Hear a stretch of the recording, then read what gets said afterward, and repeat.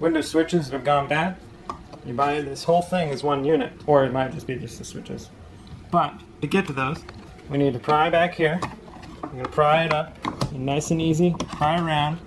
It's going to pull up like this, and we're going to pull it backwards. This little tab, it'll get stuck up in there, so you pull it back once you got it pried up.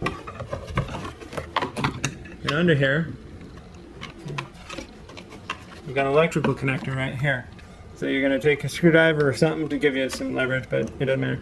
You're going to pull it backward. It actually says open, and then pull it apart. Pull this off. If it comes as a whole piece, just put the whole piece. If it comes as separate, you can be able to pop this out. Pop these clips out.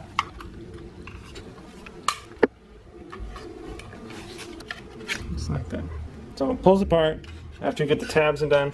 But of course you're going to want to kind of shift it this way a little bit to be able to pull it out, because these little tabs get stuck on there.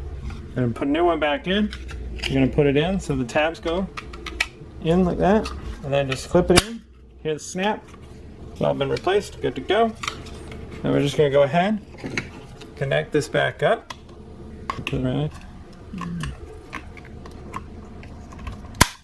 You'll hear a snap. It's all been replaced. Then we're going to pop it in. Work our way down from the top to the bottom, pushing it in. Here's little snaps. Been replaced.